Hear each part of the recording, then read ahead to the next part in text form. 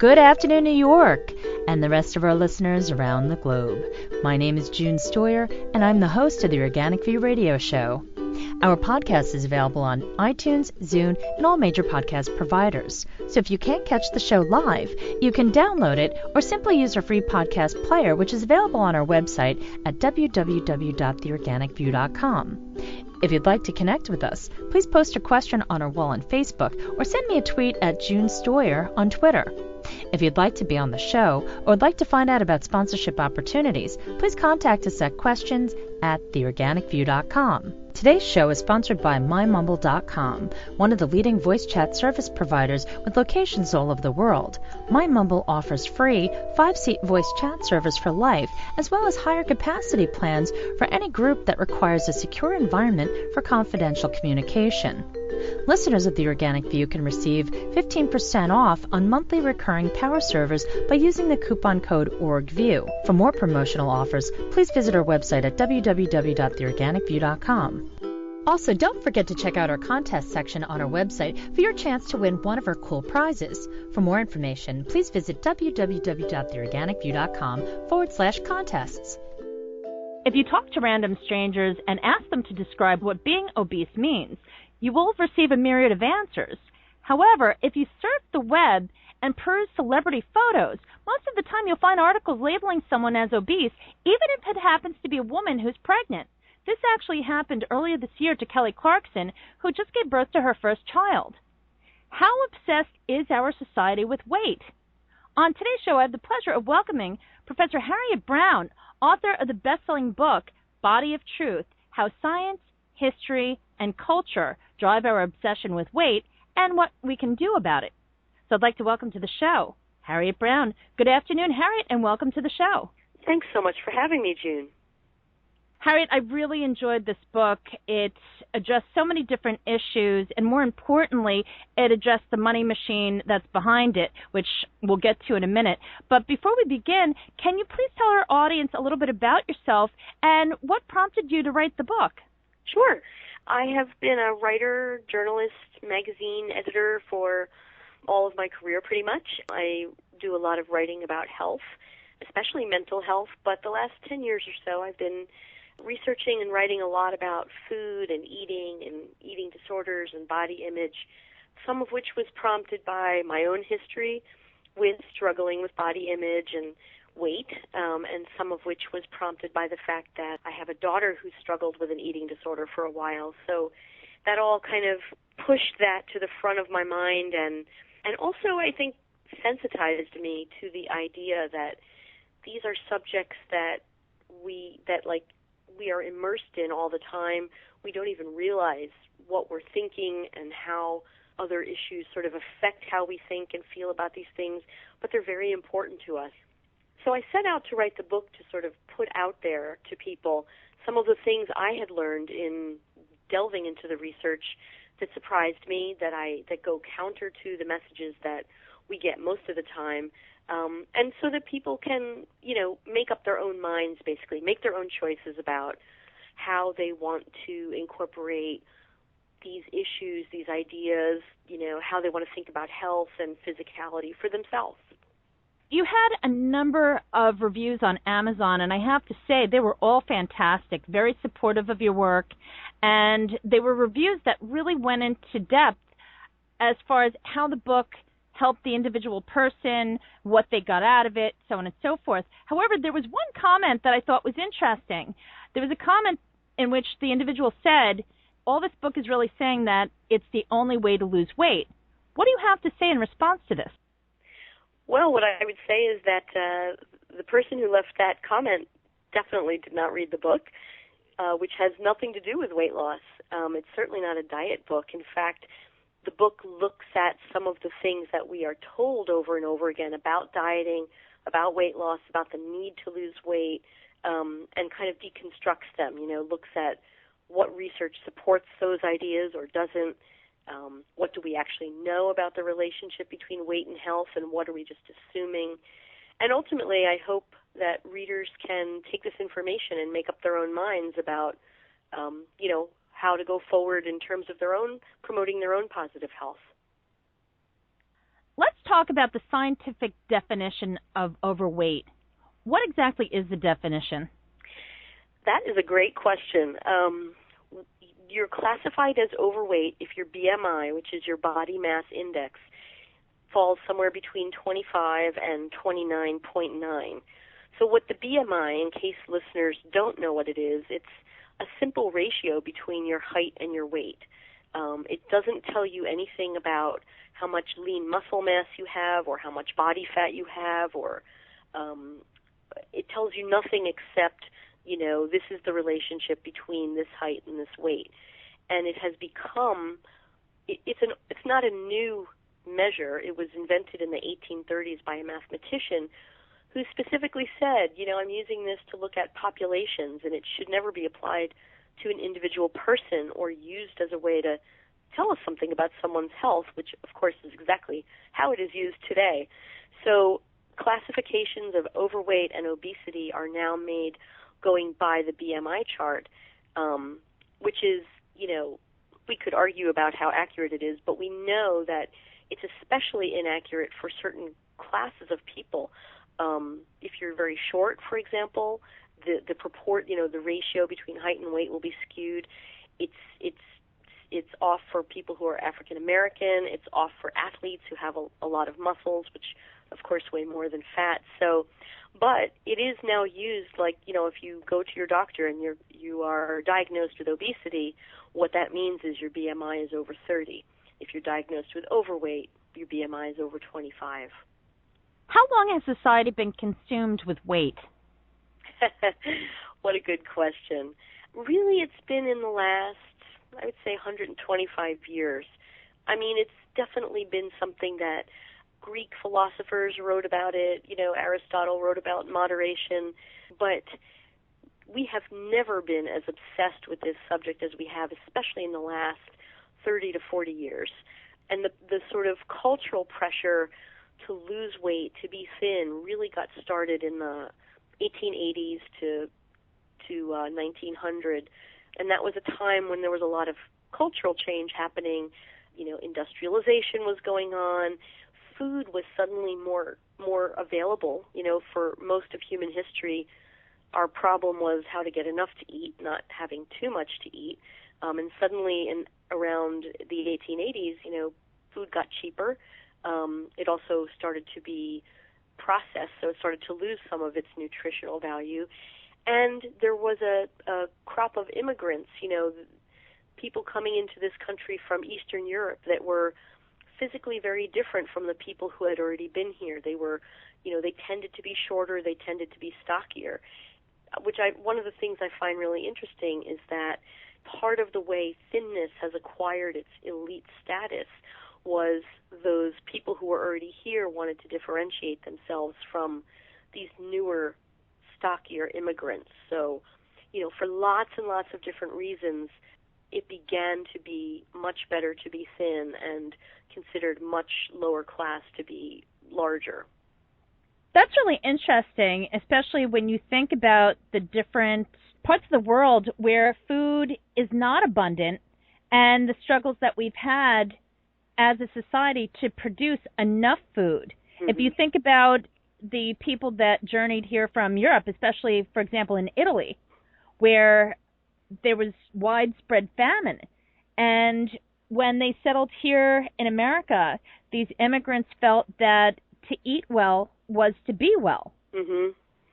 Exactly. And especially when you come from any kind of history of famine and, which has been mostly our story, throughout human history. So, because look at the early 1800s and before, look at the Middle Ages, to be plump was to be higher class. It was a sign of affluence. It was a sign that you had enough money to eat enough to put a little meat on your bones.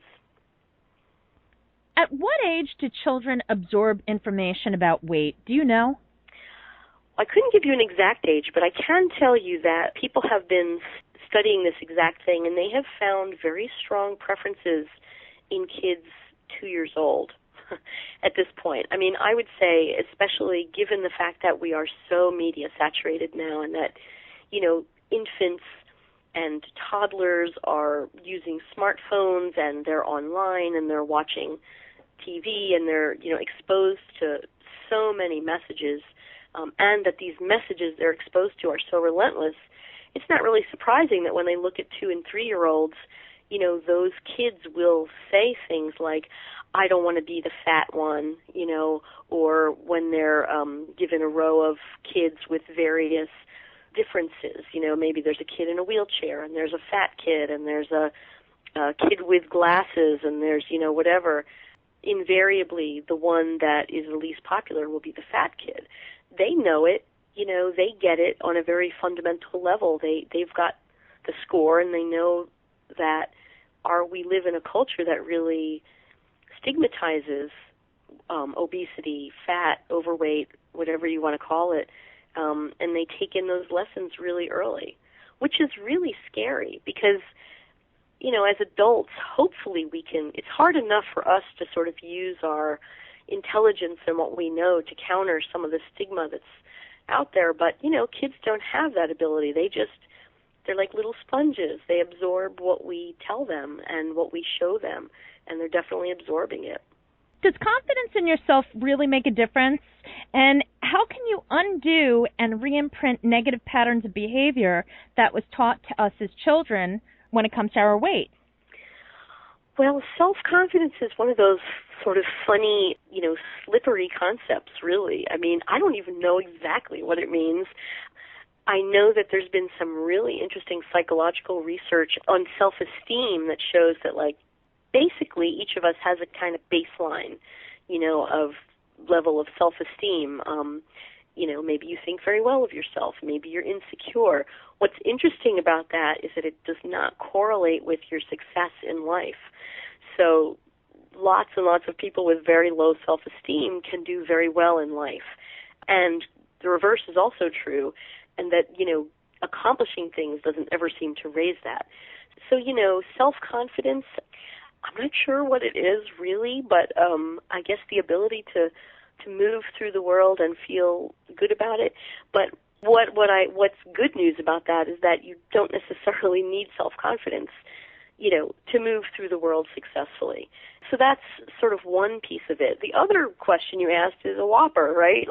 How do we reprogram ourselves when we are raised in this culture that drums this message home so relentlessly? And I think the answer is it's a long process. I know it's a process I've been involved in for many years at this point, and I would not say that I'm perfectly self-confident or have totally, rejected the dominant paradigm around weight. But I will say that I've made a lot of progress and that I've come a long way. I think that's maybe the best individual people can do in a culture like this. So I think that, you have to work on yourself, and we can talk more about that, but also we have to work to change the culture, which is, there are definitely people beginning to work on that.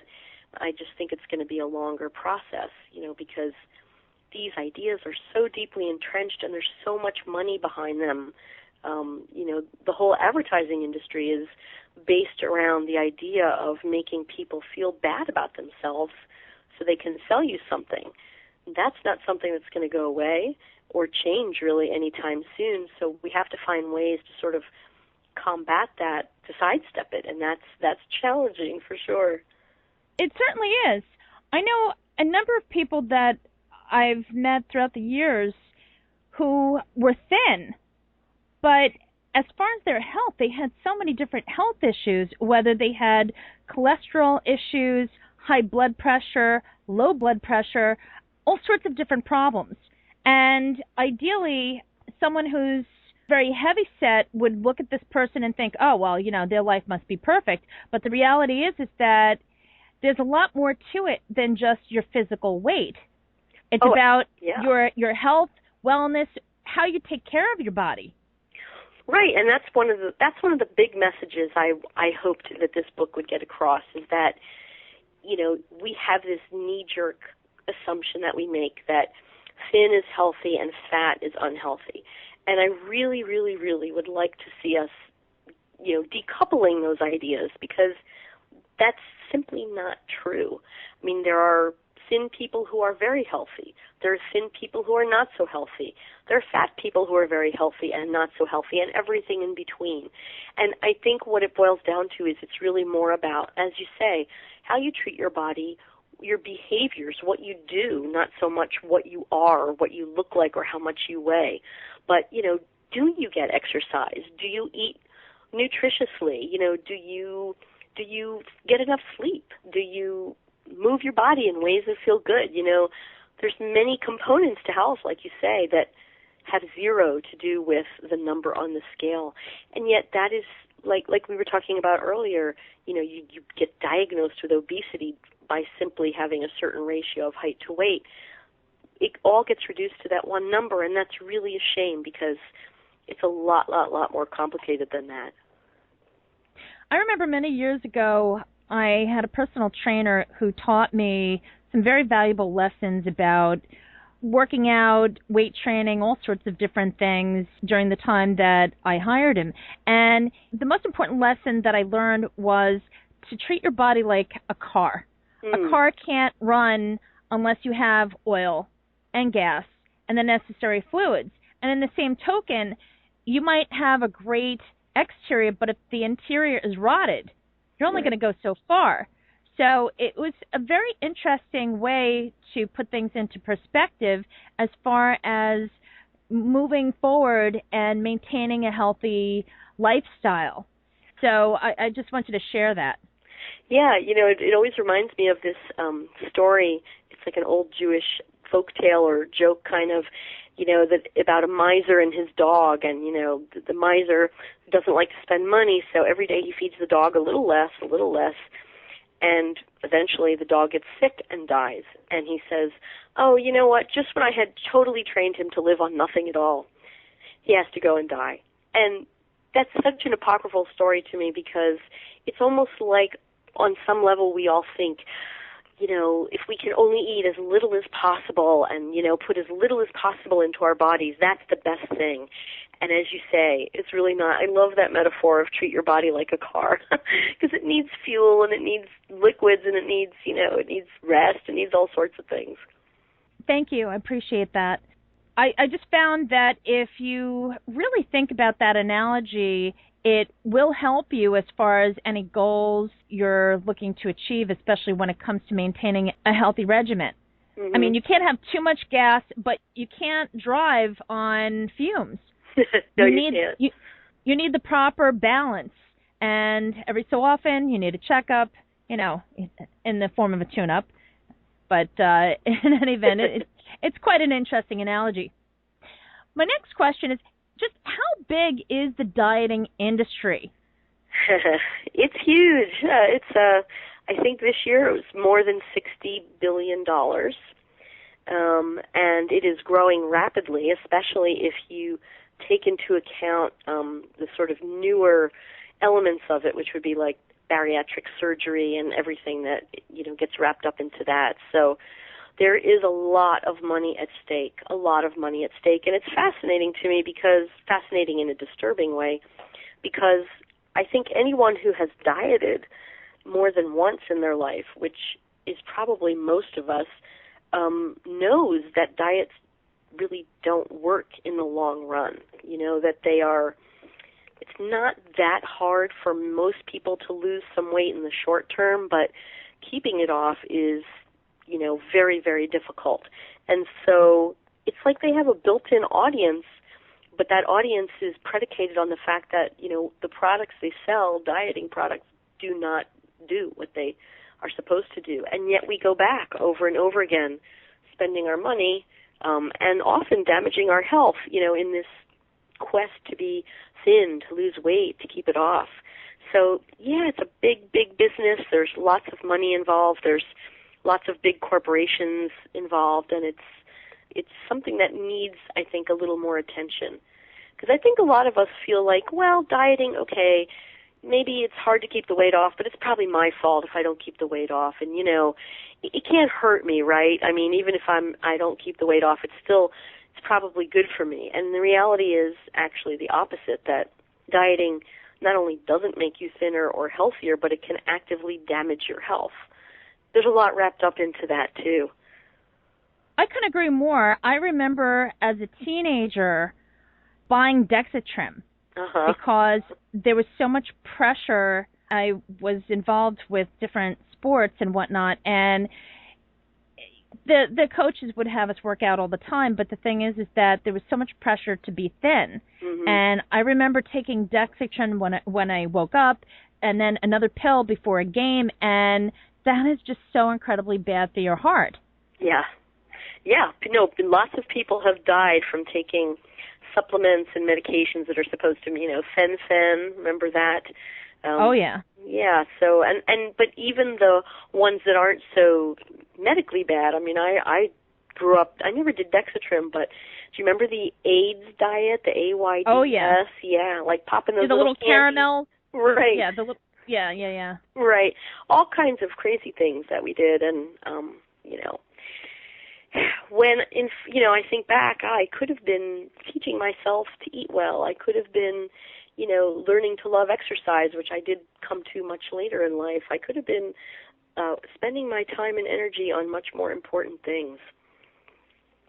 I remember a period where I remember taking aspirin and taking diet fuel, and at the time I was taking private lessons for kickboxing, and my instructor, who was really just amazing, he said to me, go home and just rest. He said, you're going to have a heart attack if you try to work out doing what you just did.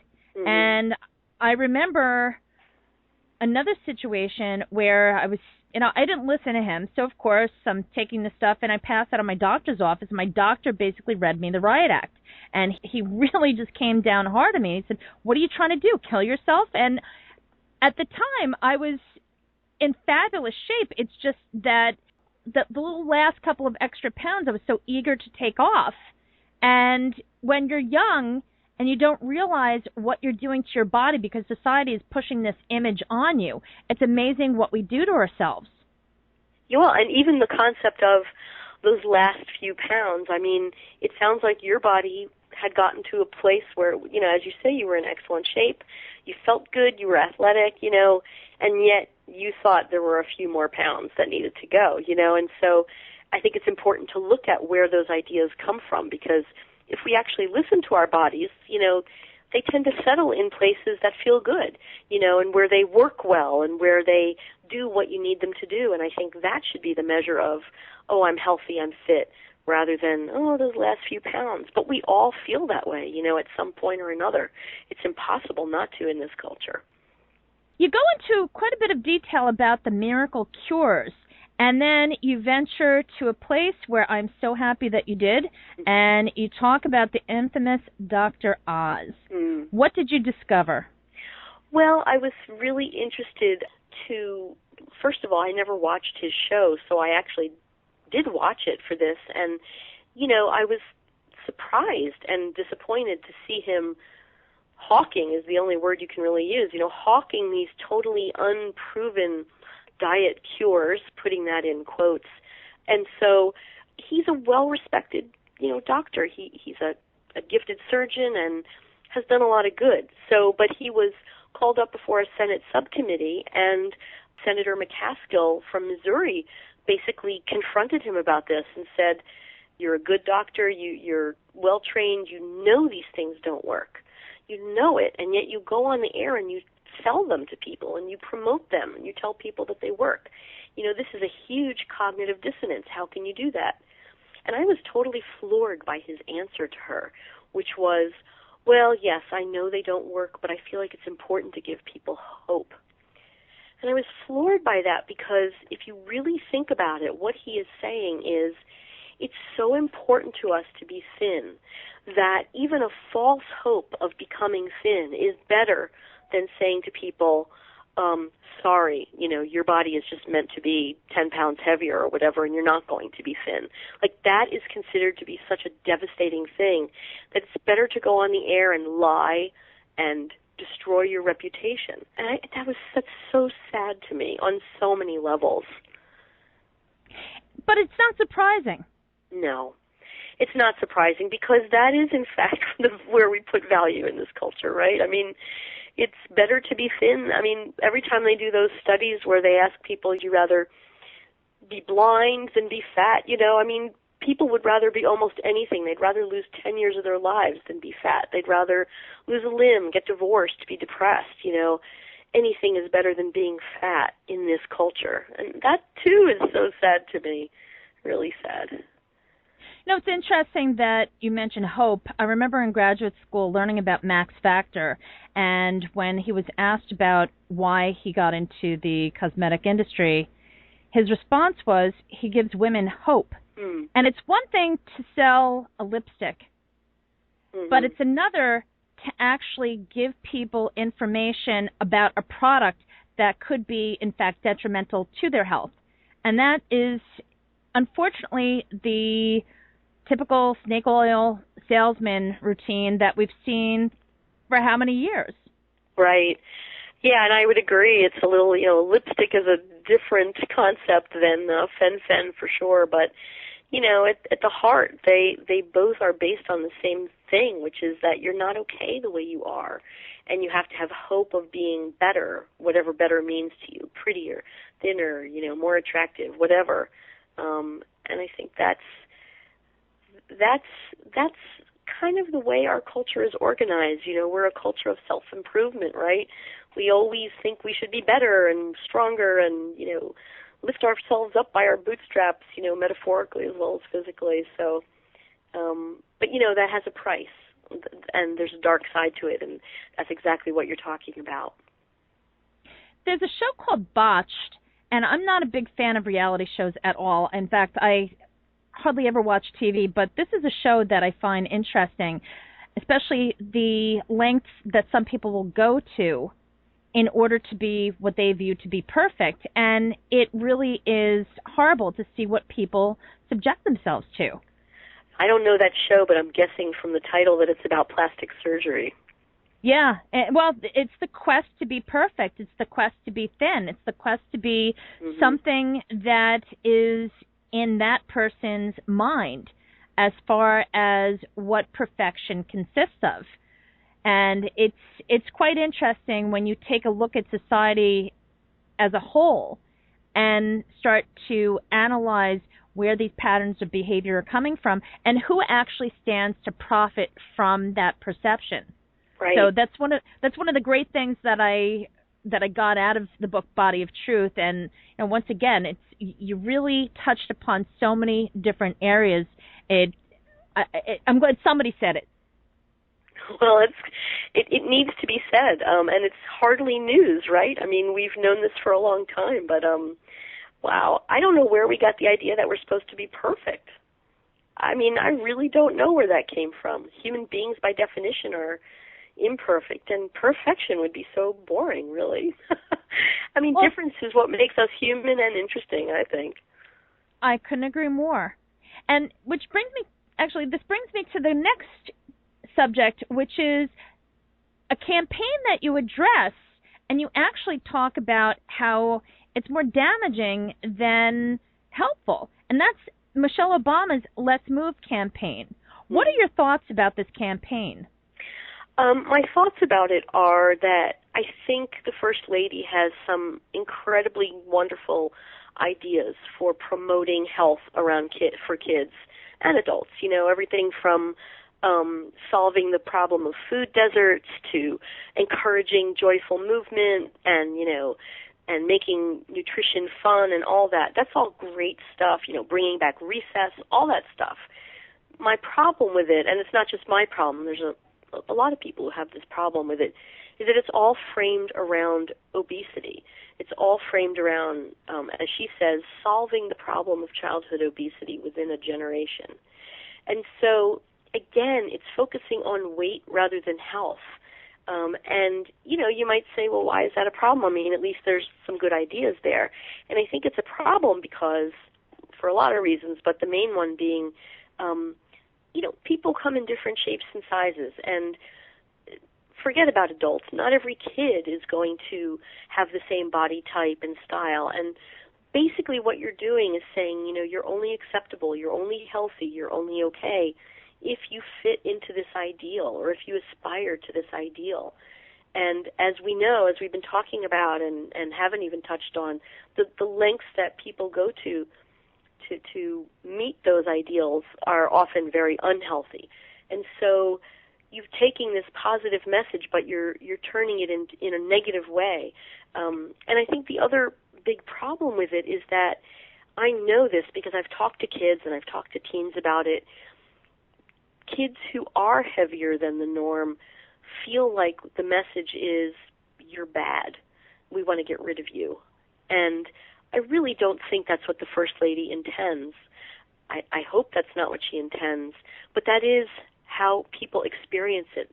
There's so much stigma around fat in this culture that, when you say end childhood obesity, and if you're a kid who either feels obese or is obese, the message is, we're going to get rid of you, basically.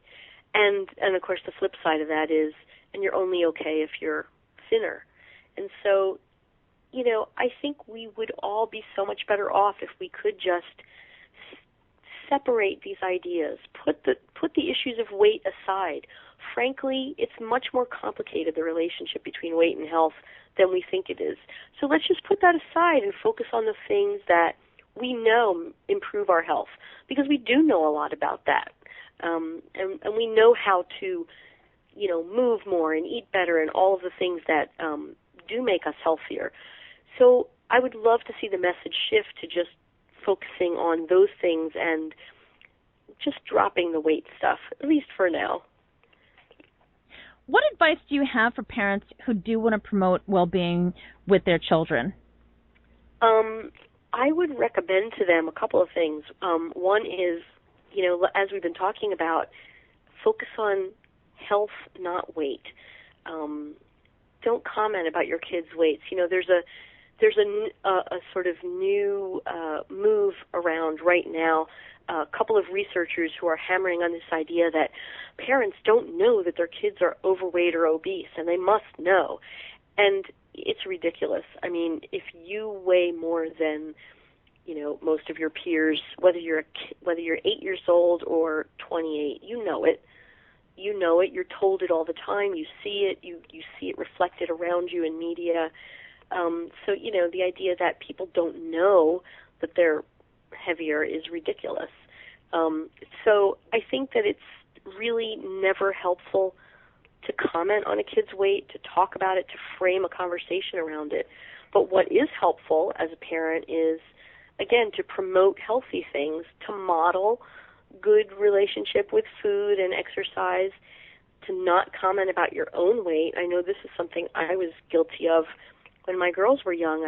I never said anything about their bodies. I was very conscious of that, but I didn't realize that, talking smack about my own body was just as bad, because they were there and they could hear it and they internalized that too. So I think modeling, acceptance and joy and health on all levels is a great thing for parents to do.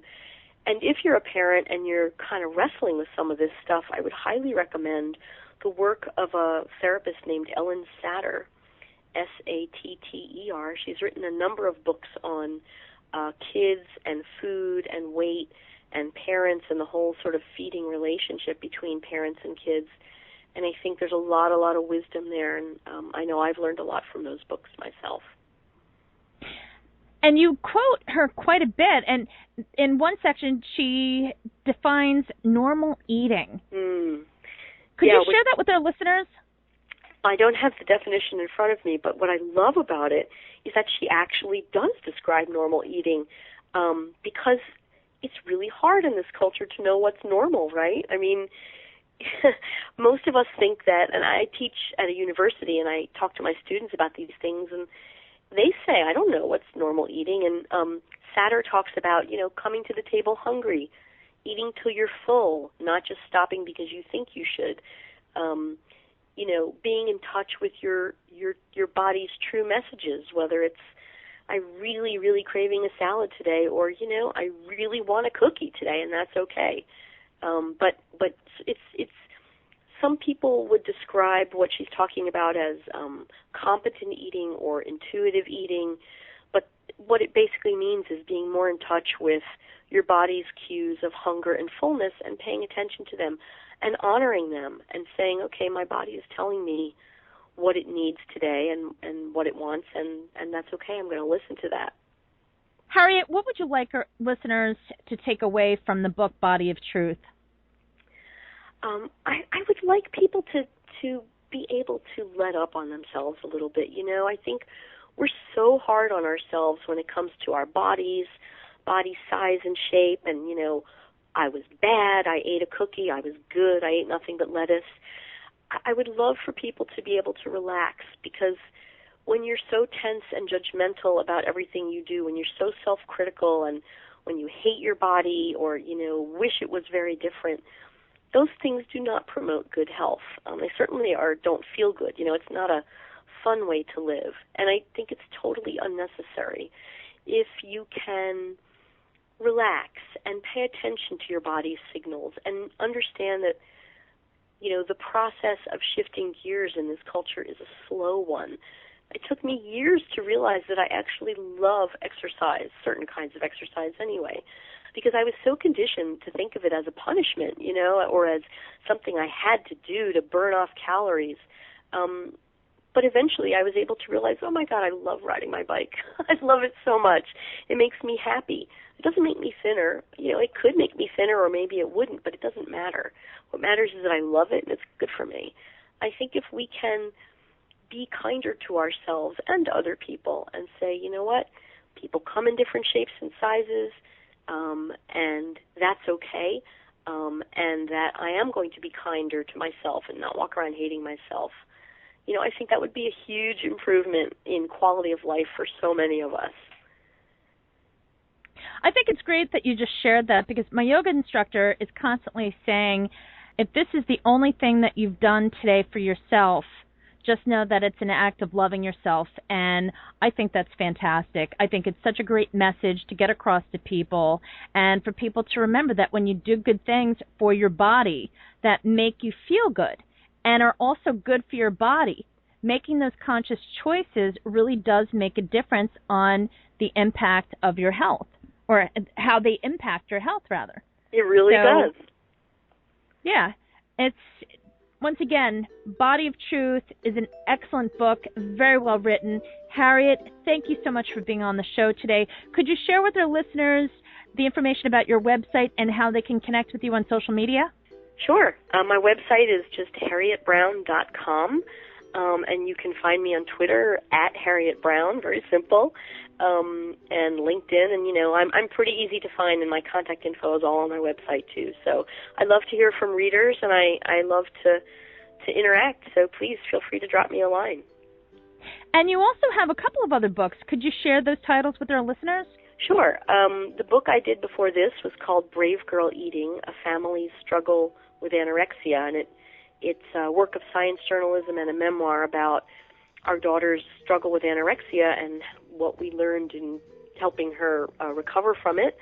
I wrote a book on early childhood education called The Goodbye Window, and I've done a couple of anthologies. One of them is about food and eating, and it's called Feed Me, and it's, you know, essays from lots of different writers on their own personal relationship with food and eating and body image. That's really quite, I found it quite enlightening it also helped me realize, like, I'm not the only person with these issues, so, which I think is always comforting. It's interesting when you do the type of work that you do, how cathartic it is, and how it really does make a difference in other people's lives as you learn from your readers about how your work has impacted their health and helped them to become better people and happier people at that. Yes. Well put. Harriet, thank you so much for being on the show. It has been a pleasure, and I sincerely hope that you come back. If you have a follow-up to Body of Truth, or if you'd just like to talk about the book again, I think we could have literally another dozen interviews just on this subject. There's so many people that have questions, that have things that they want to talk about. There's so much need for education, and once again, your book is fantastic and something that I think every man, woman, and child should read, because it's not just geared towards women. It's really addressing issues that adults and children have. Thank you so much for having me on. I think these conversations are important, whatever you believe and whatever you think and wherever you are in your journey. I think it's so important to talk about this stuff. So thanks for having a platform that lets people do that. You're very welcome. And folks, please check out the companion article, which will be available on theorganicview.com. Thank you for tuning in. This has been June Stoyer with the Organic View Radio Show. Have a great afternoon, folks.